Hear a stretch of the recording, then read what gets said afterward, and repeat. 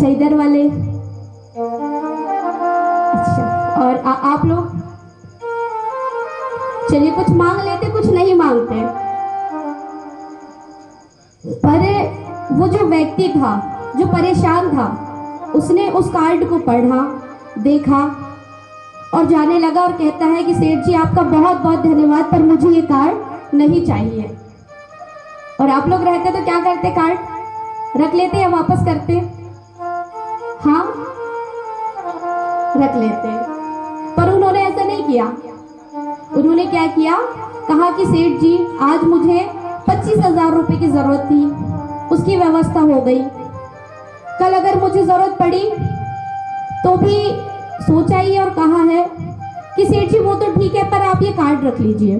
उन्होंने कहा अरे तो कैसा हो गया है, जब मैं कह रहा हूँ कि कल को तुझे बहुत बड़ी समस्या आ गई, बहुत पैसे की जरूरत पड़ी, तो तू कहाँ जाएगा, किसके पास जाएगा, किसके पास हाथ फैलाएगा, किससे मांगेगा पैसे? तब वो कहते हैं, तब वो व्यक्ति कहता है कि देखिए सेठ जी आप दानी है, महादानी है, मैं मानता हूँ आप महादानी, आपने मेरा बहुत बुरे वक्त में मेरा साथ दिया, मुझे ये सहयोग किया, पर मैं एक बात कहना चाहता हूँ। उसने मंदिर की ओर, क्योंकि वो मंदिर की सीढ़ियों पर बैठा था, इशारा करते हुए कहा कि जब तक मेरे पास इसके घर का पता है, इसके घर का एड्रेस है, मुझे किसी के पते की आवश्यकता नहीं है। बोलिए भक्तर भगवान की। तब उसने कहा कि सेठ जी आप बहुत बड़े दानी है, बड़े धनी व्यक्ति हैं, ईश्वर आपको और धन दे, पर देखिए कल को बहुत बड़ी विपत्ता आ गई, बहुत बड़ी समस्या आ गई जिससे मैं नहीं निपट पाया, तो मेरे प्रभु उस समस्या से मुझे निकालेंगे, मुझे उन पर बड़ा विश्वास है। देखिए आप 3 बजे रात को कभी नहीं आते मंदिर पर। सेठ जी ने कहा कि सच कह रहे हो, मैं पहली बार आया हूं।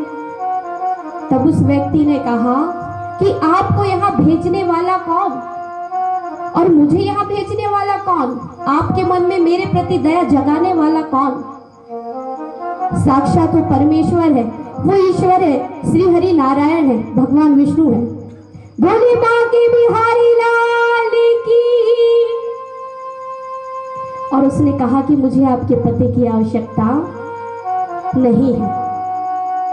जब आप सच्चे मन से उन्हें बुलाते हो, उन्हें पुकारते हो, अपनी समस्या बताते हो, तो वो आते हैं, आपकी समस्या सुनते हैं, आपकी परेशानी सुनते हैं, उसका समाधान भी वो निकालते हैं। और आप जिस रूप में उन्हें बुलाते हैं, जिस रूप में उन्हें भजते हैं, जिस रूप में पुकारते हैं, वह उसी रूप में चले आते हैं। कई प्रमाण है। रसखान ने बुलाया था तो छोटे से बच्चे श्याम के रूप में आए। जब द्रौपदी ने बुलाया तो वस्त्रावतार धारण करके लाज बचाने भगवान द्वारिकाधीश चले आए। आप जिस रूप में बुलाते हैं वो उस रूप में चले आते हैं। ऐसे भगवान श्री हरि हैं।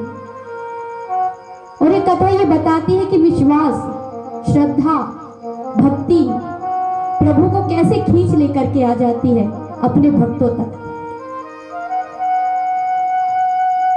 और भगवान इतने सरल, इतने सहज है, इतने सरल है कि जो उनके सच्चे भक्त हैं वो जानते हैं कि उनसे सरल दुनिया में कोई है ही नहीं। दुनिया में कोई उनसे सरल बिल्कुल भी नहीं है। भगवान बहुत सरल है, इतने सरल है, एक पुकार पर आते हैं। पर सच्चे मन से आप पुकारो। देखिए हर किसी की कमजोरी होती है। अच्छा, आप लोगों की कोई कमजोरी है? आपकी इच्छा हो तो बता सकते हैं। आपकी कोई कमजोरी हो तो आप बताएं। आपकी कमजोरी हो तो आप बता दीजिए, मुझे सुनाई आता है, इतने लोगों में भी मुझे सुनाई आता है। हाँ, ऐसे ही मैं बताना चाहती हूँ, जैसे आप सभी की कमजोरी है वैसे ही प्रभु श्री हरि की भी एक कमजोरी है। पता है क्या? उनकी एक कमजोरी यह है कि वो सब कुछ देख सकते हैं, सब कुछ देख सकते हैं, बस एक चीज नहीं देख सकते। क्या? अपने भक्तों के आंसू। सत्य वचन कह रही हूँ। प्रभु सब कुछ देख सकते हैं पर अपने भक्तों के आंसू नहीं देख सकते। उनकी सबसे बड़ी कमजोरी है ये। हर किसी की कमजोरी होती है, किसी की कमजोरी होती है धन, किसी का मान सम्मान, किसी का नाम, पर हमारे प्रभु की एक ही कमजोरी है, वो भक्तों के आंसू।